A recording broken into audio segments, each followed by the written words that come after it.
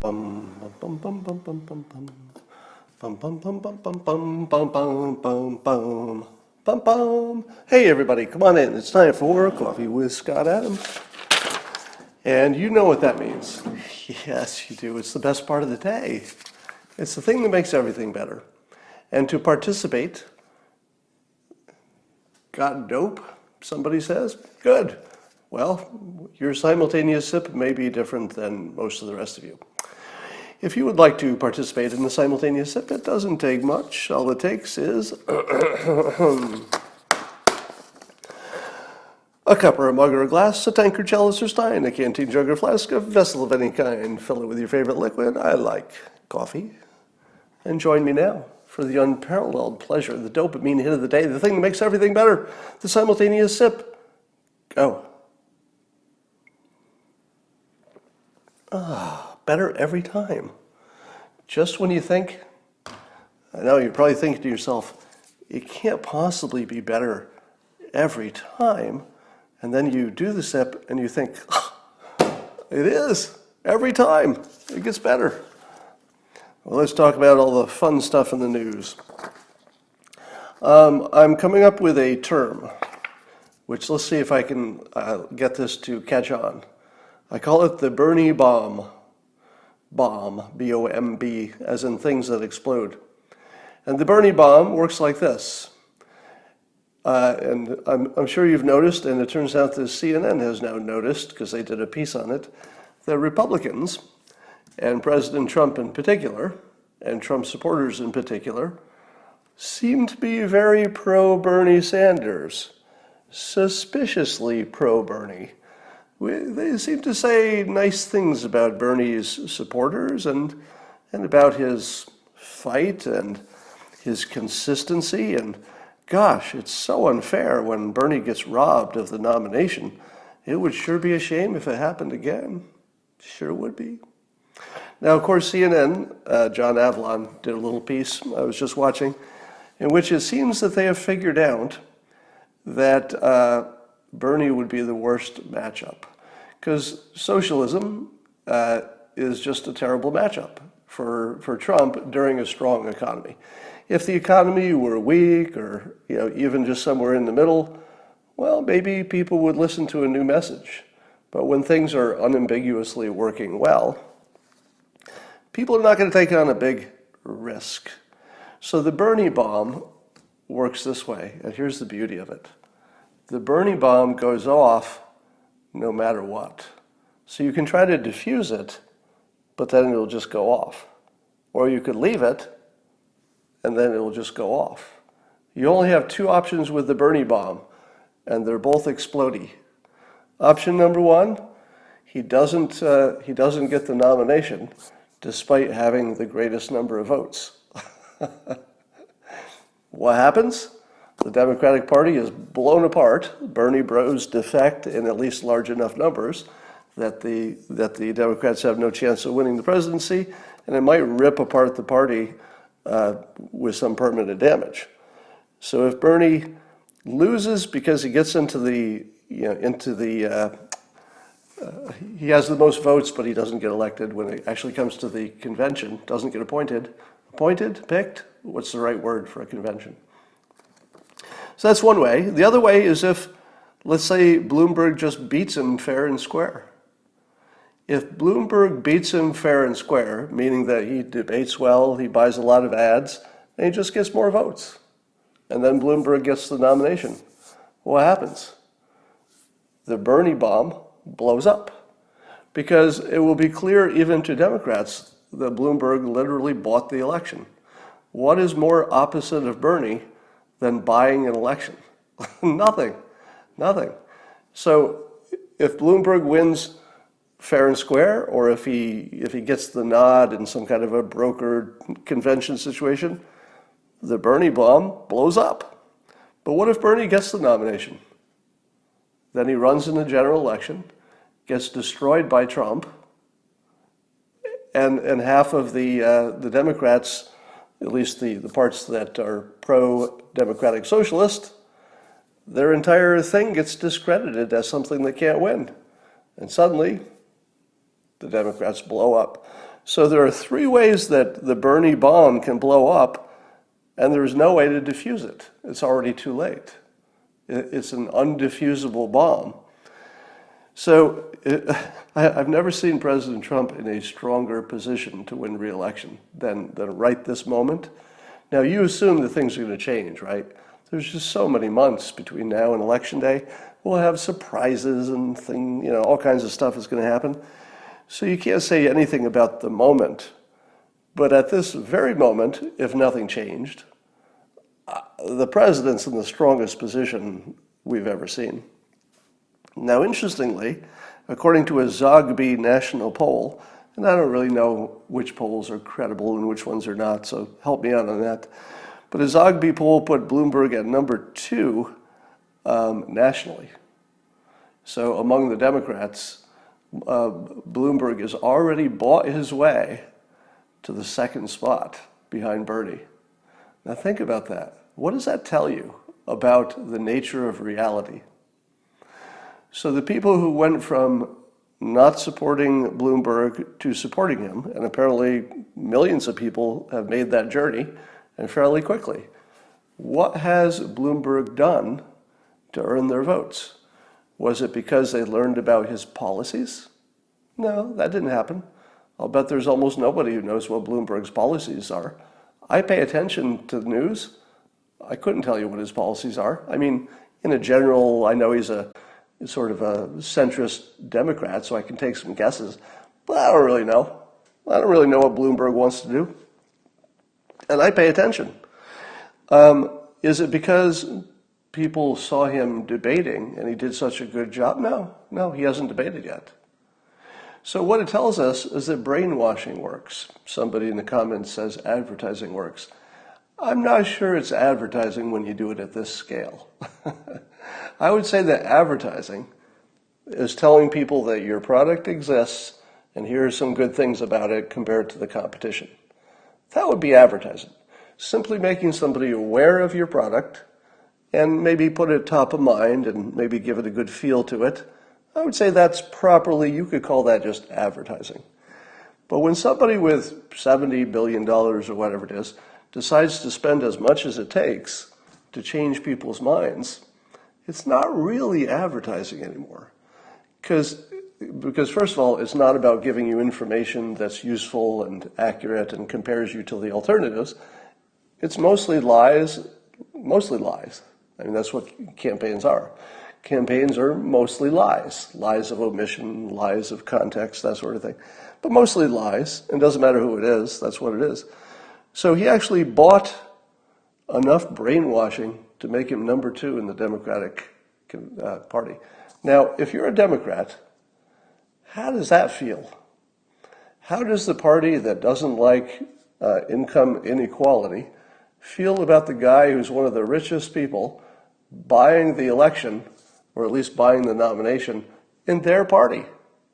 Now, if he'd bought the nomination as a Republican, I think Democrats would say, well, see, this is exactly what we've been talking about.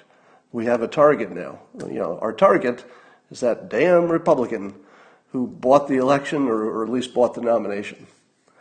Then they'd have a real clear, a very unambiguous, on message, on brand, hey, these Republicans, they use their money to buy the election. We must stop them with our grassroots movement. But what if it's their party who buys the election? Right in front of the world. The one thing I actually appreciate about Bloomberg is that he's not hiding it. He's actually just buying the election right in front of us. And there's nothing hidden about it, which actually, weirdly, is the only thing that's making it okay. If Bloomberg was hiding any of this, we'd all be, oh, wait a minute, this looks like a coup, because he's stealthily trying to buy the election. But because he's doing it right in front of us, hiding absolutely nothing, we have a slightly different opinion about it because it's so honest. And we're looking at it and saying, that doesn't feel right, but he's not violating any laws, and he's sort of on our side if you're some types of Democrats. So it's the worst thing you've ever seen in your life, a billionaire buying an election, maybe the worst thing you've ever seen in the United States. And still, we're all watching the worst thing we've ever seen, but because Bloomberg's doing it somewhat honestly. I mean, you have to appreciate that, right? It's completely honest. I'm going to buy this thing. It's for sale. I'm going to buy it. That's the only reason it's allowed, is that he's doing it transparently. I have to appreciate that, actually. There's a story about I guess Bloomberg had funded, this is separate from the election, has nothing to do with the election, but it ties in conceptually. Apparently he was funding attorneys to handle climate change cases in different attorney general's offices. In other words, Bloomberg was paying the salary of people who could optionally be brought in by these attorney generals. They all had the option, but they had to choose the option. And then he would pay their salary, and they would have a new employee who would just work on climate-related stuff. And I thought to myself, that is literally an example of a billionaire buying government. You know, because the attorney general is not technically government, but it's sort of. Yeah, let's just call it government. It's close enough. Even if the attorney general is not elected, it's close enough. Or are they? Attorney generals in the states are all elected, right? But the point is that Bloomberg is literally buying democracy, but he's doing it in front of us. Now, here's a question for you. Who do you think would be the perfect Bloomberg vice president pick? I know what you're thinking. You're already thinking ahead. Well, so here's the trick. If you're picking a vice president, you want to pick somebody who complements you and fixes some gaps that you have in your brand. So if you have some holes that need to be plugged, sometimes your vice president could do that. For example, let's say you needed more support from a certain part of the country. You might pick a vice president who represents or is popular in that part of the country to try to get those votes. In the case of Bloomberg, he's way too old, so that's one of his problems. So he would need somebody younger, right? The biggest complaints about him and the things that are starting to define him are coming from the critics. So there's only so much Bloomberg can do to define himself. The other part of the job of defining him is what his enemies are going to say. And his enemies have decided that their attack is going to be on race and misogyny and his past comments. Somebody asked me somebody sent me a message yesterday saying, why don't I apply the 20-year rule to Bloomberg and say, well, if he did these things 20 years ago, we should just not count them. And internally, I do. But let me say it externally. I don't really care what he did more than 20 years ago. If he did something last year, let's put that in the mix. But if he did something 20 years ago, and it was not only, well, I don't care. I'm not even going to make the argument that times were different. I think that's a weak argument. I'm going to make the stronger argument that we're not the same people we were 20 years ago. So I give Bloomberg the same pass I would give anybody, which is he's not the guy he was 20 years ago. But still, his critics are going to define him as being that guy, and especially the stop and frisk stuff. So if he's got a woman problem, he's got a race problem, who fixes that? Who is young? Bam. Kamala Harris. Now, yeah, everybody knew where I was going with that. Now, here's an interesting factoid that I just learned. I don't know if this has changed, but when Harris was still in the race, she was the third best in getting support from African Americans, which I didn't know. So number 1 and 2 were Bernie and Biden, and then the third best was Kamala Harris. Now, assuming that Biden isn't going to make it, that would make the number 1 and 2 maybe Kamala and maybe Bernie. But if Bernie doesn't make it, what can Bloomberg do that would get him the most automatic black support? And this is important too. He's got that stop and frisk thing. Having somebody who has Kamala Harris's background in law enforcement maybe that helps a little bit. I don't know. Maybe it hurts. I'm not sure about that. But anyway, now here's another thing. If somebody who's 78 years old, I think that's Bloomberg's age, right? So you should assume if he won and he served, he would be what, 82? 82 in the final year? And not really, you wouldn't really run for re-election, so he'd have to be running for one term. But would he even make it one term? Do you think that Mike Bloomberg might plan to run 2 years and then turn it over to his vice president? Because do you think that Mike Bloomberg thinks we should have an 80-year-old president? I'm not going to read his mind, but I'm just going to say that Bloomberg does seem to be a rational guy, all right? Say what you like about what he's done right or done wrong. I'm not going to get into the policies. But I would say, and you see this in his switching from Republican to Democrat, he's sort of a technocrat, meaning he cares about what works more than he cares about party affiliation or anything like that. So I had some point I was going to make there, but I lost it, so talk about something else.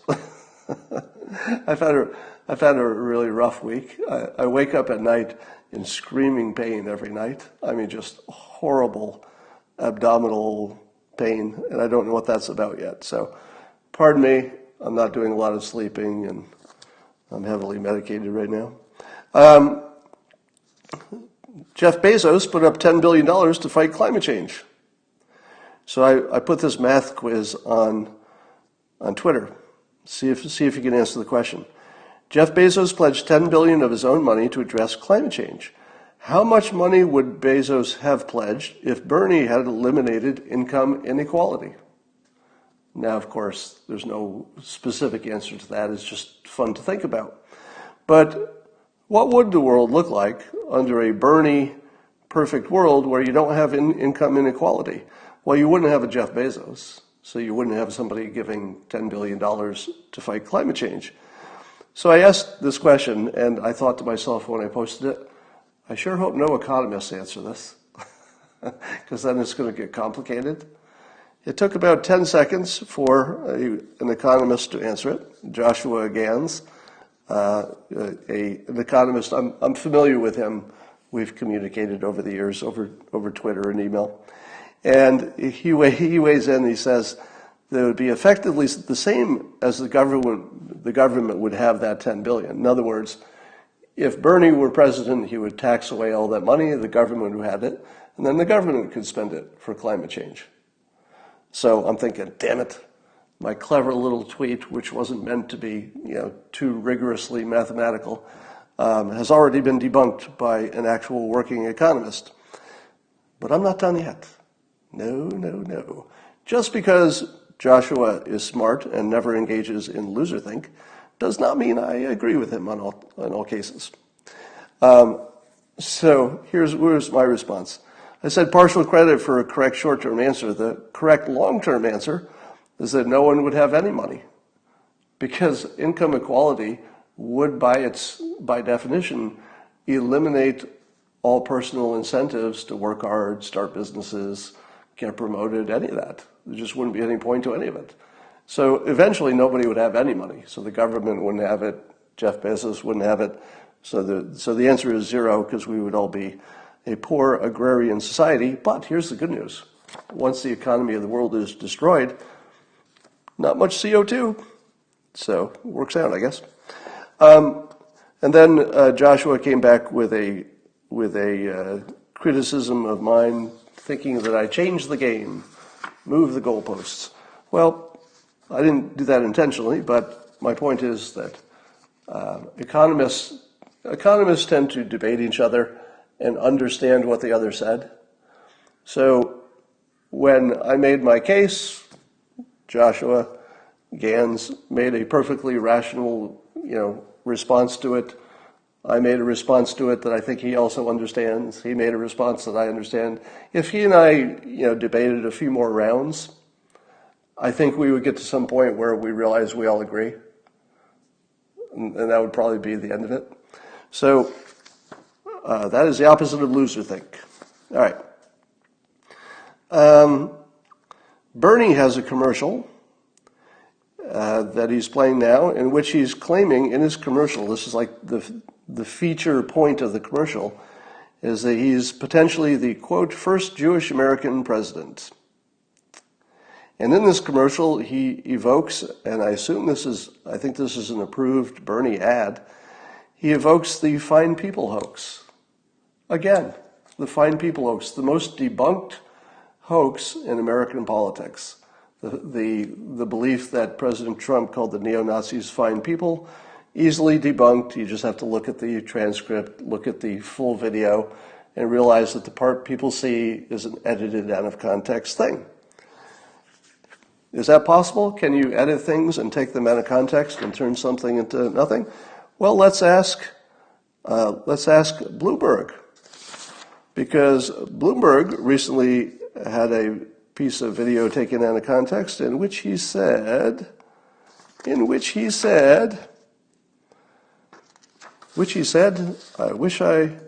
claimed during a television appearance, this is Bloomberg, so here's his quote taken out of context. So you see how easily this can be done by getting rid of the stuff surrounding it. He said that there's, quote, an enormous cohort of young black and Latino males who, quote, don't know how to behave in the workplace. Oh my God. Is that the most racist thing you've ever heard in your life? Oh my God. Except that the context was apparently he was funding some program directly to help people solve this problem.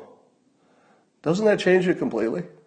If all he's saying is, hey, it looks like there's some identifiable group of people who, quote, don't know how to behave in the workplace, that's horrible. But if you know the context is he's just funded some massive program to help people understand how to integrate into the workplace, then you say, oh, actually, that's kind of good, right? It just completely reverses it. So you can see this all the time. It's happened, I don't know, maybe it's happened 4 or 5 times with Bloomberg alone, where his stuff taken out of context reverses it. And it happened with the fine people hoax, because what the president actually said was the neo-Nazis should be condemned totally. He said that directly, and it was still taken out of context. They leave that part out, blah, blah. So here's the point. Bernie's got this commercial in which he's making it a point of his ethnicity. Now, how many times have I told you the thing that Barack Obama did right was not running to be our first black president? And that made it perfectly acceptable for everybody who wasn't black to say, oh, thank God, there's somebody who's not making it about race. Let's just judge him on his qualities. Hey, he's pretty good. And wouldn't we like to get past this and have a black president? Yes, we would. We would. That's our own personal preference. But don't tell us what we need. Don't tell us we need a black president. That's too far. Let us decide that, right? So that's what Obama did. It was brilliant and it worked. What Hillary Clinton did, as I said many times, she said a woman would be better for president, at which point a lot of men said, I'm out. I'm out.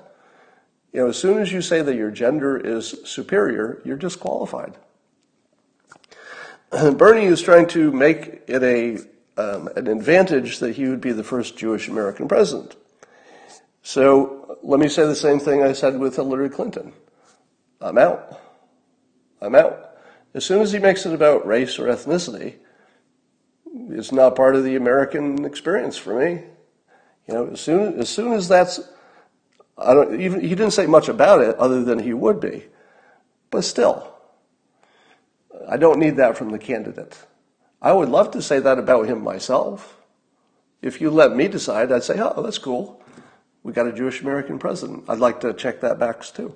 If it's up to me, I'm happy about it. But I don't want to be told to be happy about it. Do you get the difference? That's completely wrong. If somebody running for president tells me I should care about his ethnicity, I'm out.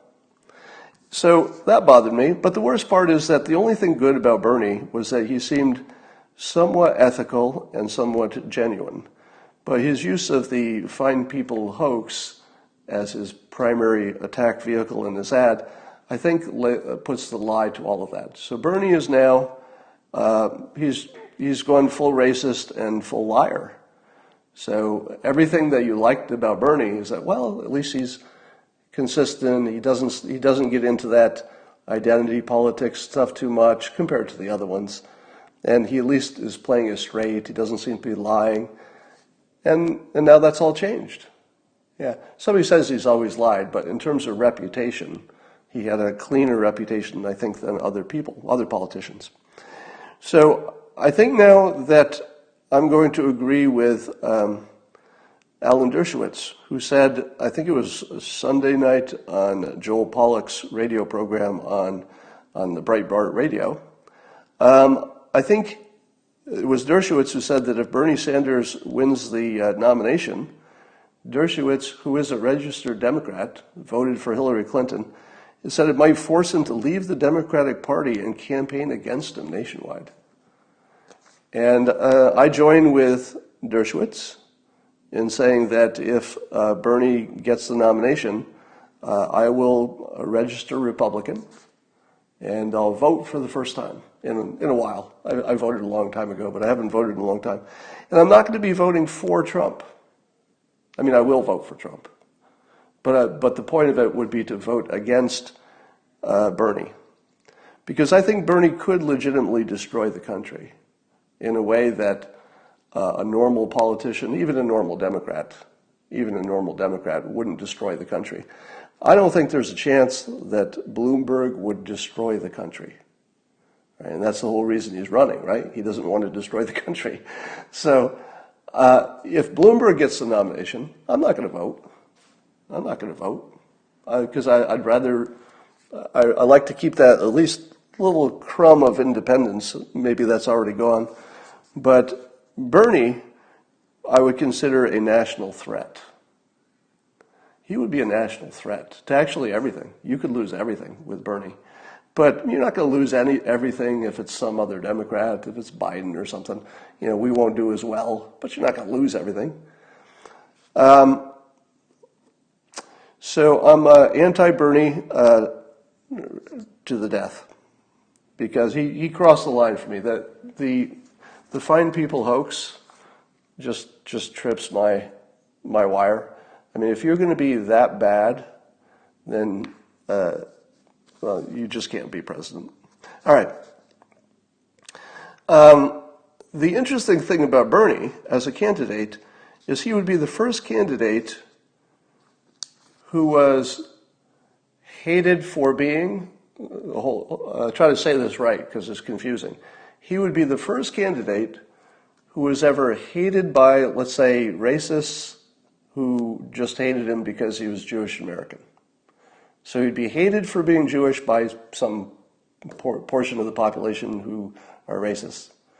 But he would also be hated by people who think he's an anti-Semite because his policies and opinions about Israel are not where the most pro-Israel people would like it to be. So he's the only candidate who could be elected who would be hated for being Jewish and for being anti-Jewish. What are the odds of that? Can you ever think of a worse candidate? Somebody who's hated by some people, the racists, for being Jewish, but hated by other people for not being Jewish enough. I don't see there's any way you can win. Now, what's interesting about this is if, well, I'm not even going to go there. So I think Bernie is the weakest candidate, but not the most fun candidate. The most fun candidate by far would be Bloomberg, because a Bloomberg Trump fight would be billionaire on billionaire. It would be a fair fight. It would be dirty, fair and dirty. In other words, within politics, you expect a little bit of dirt, so that somehow that seems fair.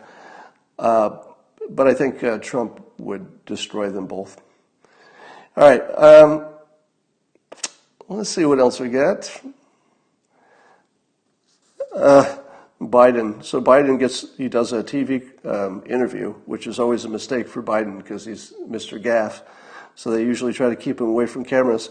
But he said that white supremacists are very enthusiastic about Trump. That's what Biden slips in there. And I'm thinking, I don't even know a white supremacist. Like, actually. Have you ever met a white supremacist? There are definitely racists. There are definitely white nationalists. There are definitely neo-Nazis. But I don't think any of those groups I named think that white people are superior. Do you?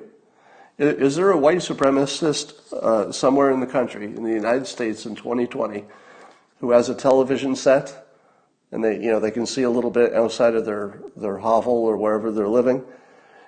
Is there anybody who can turn on the TV and say to themselves, I don't think black people will ever make it in sports? And then they turn on the TV and they're like, oh, okay. Well, apparently black people are good at sports, but they're never going to make it in the arts. And then they turn on the TV and they're like, oh, okay. Well, it looks like they're really, really successful in the arts and music and every form of entertainment. So, but you'll never have a black person who will be president. Okay, Obama was president. And you can just go down the line. Like, I've never met a white supremacist who thought that white people are better than other people. Have you? I mean, seriously, have you ever met anybody? I've never even seen an interview recently. Now you have to throw in recently, because if you go back into our dark American past, yeah, you'll find every bit of that. But in 2020, could you find me one person who said, oh yeah, this race is way better than this race on every dimension? I don't think so. No, Ann Coulter doesn't think that. And you're going back to Margaret Singer, you have to go back to the past. I'm talking 2020. In 2020, I'm going to make the claim that there's no such thing as an actual white supremacist, meaning thinking that one race is superior to others, in all the important ways. I don't think that exists. There are just people who have preferences, which maybe you wish they didn't have, but it's not that. Anyway, so Biden, I think he's just lost in the past, in some past where there were such things as white supremacists in the old-fashioned way that he thinks of it. All right, and I think he's cleverly trying to conflate that term with other terms to add to the badness. I love the effort going on now to force Bernie to disavow his own supporters.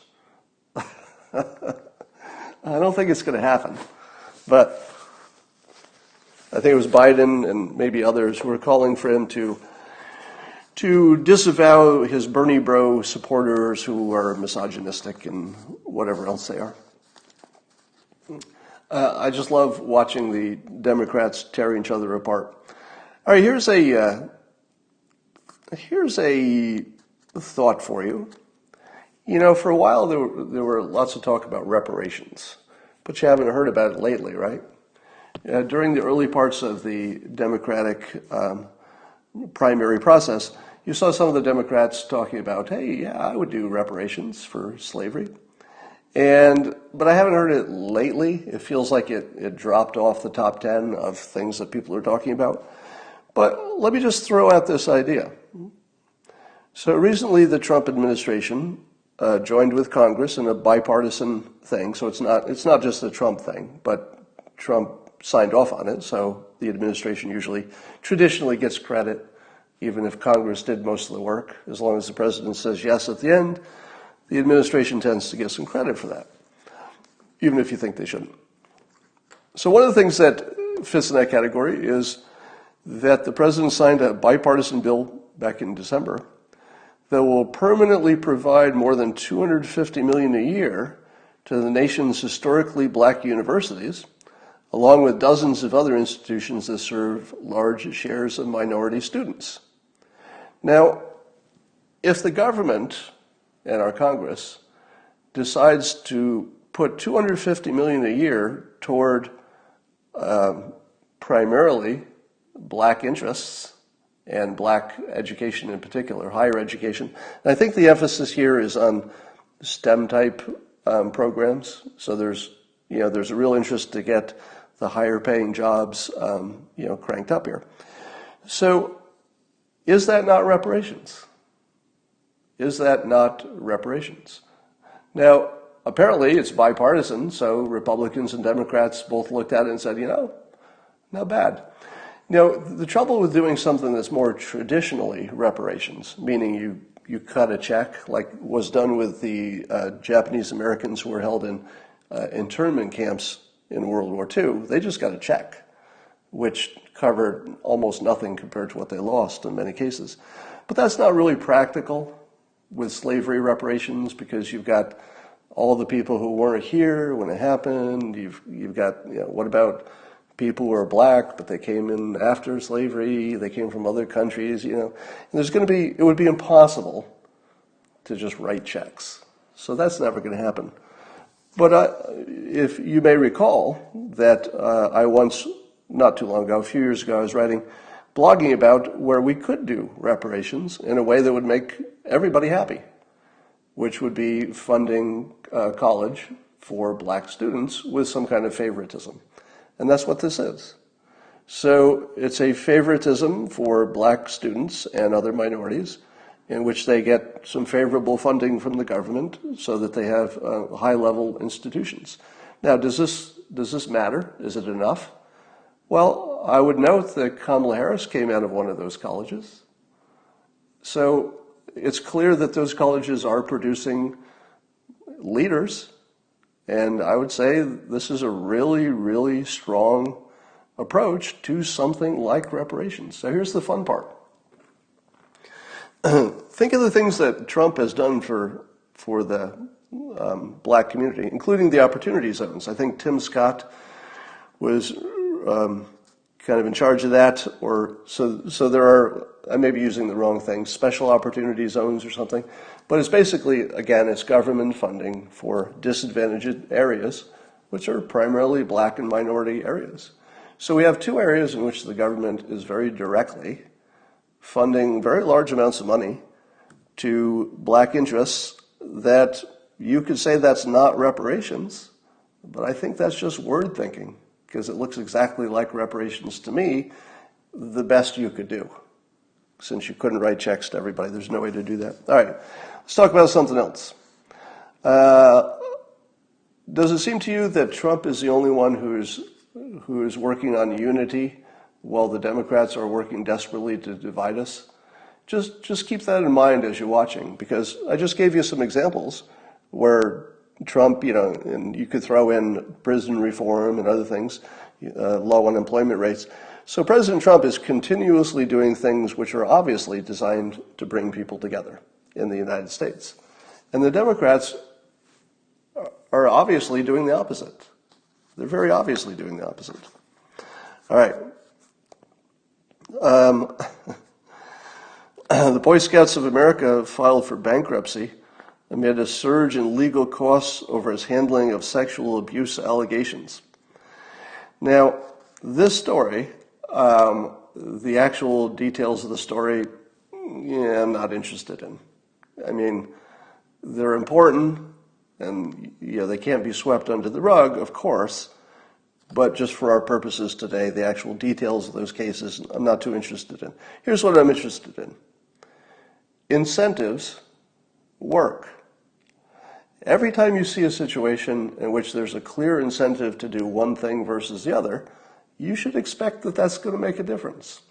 And if you create a national organization which by its nature pairs adult men with otherwise unsupervised young people, eventually that organization is going to attract not just good dads and good moms who just want to help out, but it's going to attract more than its share of people who say, "Are you kidding?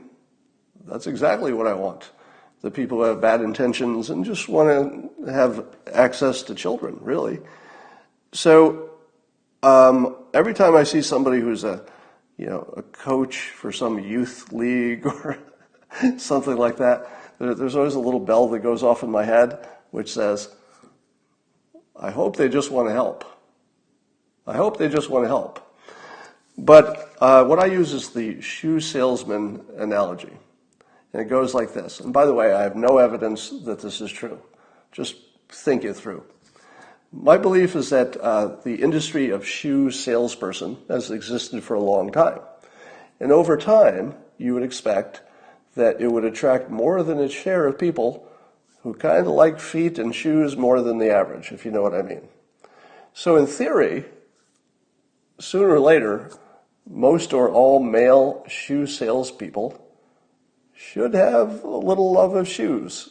I'm trying to keep this G-rated, but you know what I mean, right? So over time, incentives always work. Just keep that in mind. All right. I saw trending on Twitter the name Kenan Thompson. And Kenan Thompson is a comedian from Saturday Night Live, member of the cast for a long time. And as soon as I saw it was trending, I thought, oh no, another tragic death of a comedian who's left us too young.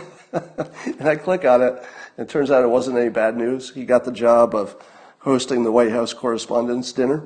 So congratulations to Kenan Thompson. But what's funny is I read the comments on the hashtag, and it was funny how many people had the same first thought. People were clicking on that like crazy to find out, oh my God, I hope he's okay. And he's okay. So how often do you get good news? It's like, hey, Kenan Thompson, congratulations, you got a good job and you're healthy as far as we know. Did you see the video of Sanders was giving his speech, I guess in Nevada, and a young woman came up and grabbed the microphone away from him, and then another young woman or two of them came up and took their tops off and dumped pink-colored milk on them because they were protesting dairy. I guess the horrible dairy industry they were protesting. And so Sanders, when the first young woman tried to grab the microphone away, he just let her have it, and he stood back. And he let his security do what his security does, and they took care of it in a reasonable manner, professional manner. So on one hand, you could say, oh, actually Sanders handled that perfectly because he avoided any conflict, he got out of the way, and he let the professionals who were there for that purpose, the security, do their job, and then they did it. But that's not how it looked. Unfortunately, it looked like a weak leader because he just got basically a young woman just pushed him off the stage and took control, and he let it happen. So logically, he did the right thing, and I really think he did, just getting out of the way. But the look, it didn't serve his purposes. It made him look weak. But then he made some good jokes about the free entertainment.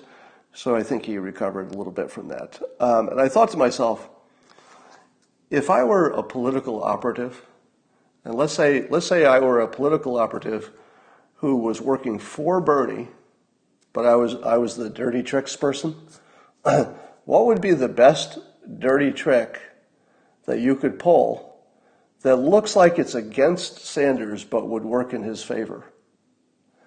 Would it be the suggestion that there might be female nudity at his next rally? Because I think that would increase his crowd size. Am I wrong? Just the fact that it made it more interesting is going to make some people say, well, that might happen again. Right? So if they can make that happen twice, I'm not saying it was a dirty trick. It was probably just a real grassroots movement. But if it was a dirty trick, and they could make it happen twice in a row, by the third time, Sanders is going to have a record crowd. So I think that would be hilarious. All right. I had a couple other things to talk about that I think I'm not going to. I'm already in enough trouble. So here's an update. I think I told you that I've been working with Google, their team that handles the YouTube demonetization stuff. When these videos go over to YouTube for replay, you can also watch them on Periscope for replay. But I put them on YouTube as well, and they usually get demonetized based on keywords. So the algorithm just picks out keywords. Today's presentation doesn't have a chance of being monetized because it has so many bad keywords in it that in the way I presented them, there was nothing bad about them, I hope. I don't think there was anything I said that was even controversial today, but it will be demonetized.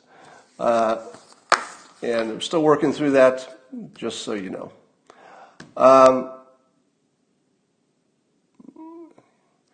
Somebody says, you probably have been, quote, working with Google.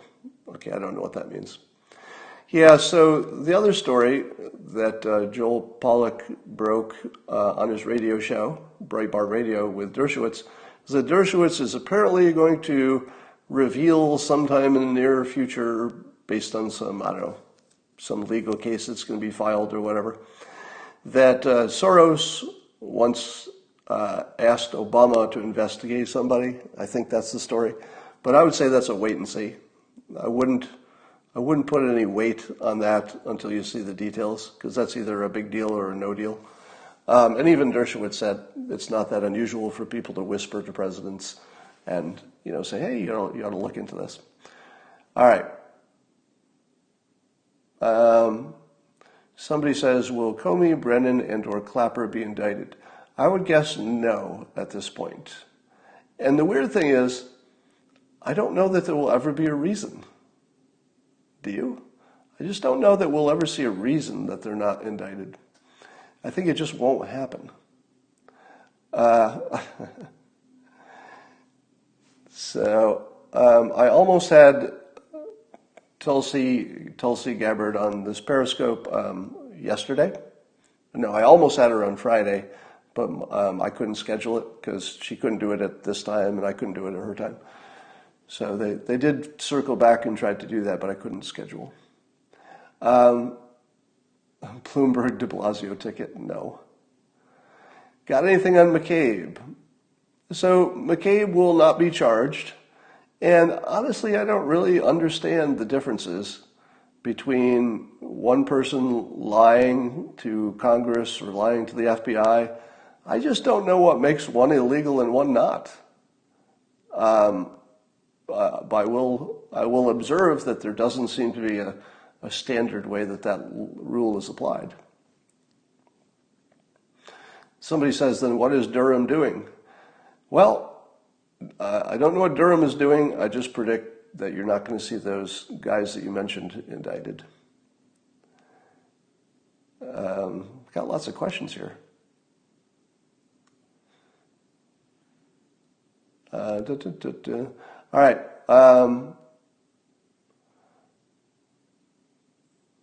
What? Leveraging Bernie? I don't know about that story. All right. I think that's all I got for today, and I will talk to you tomorrow.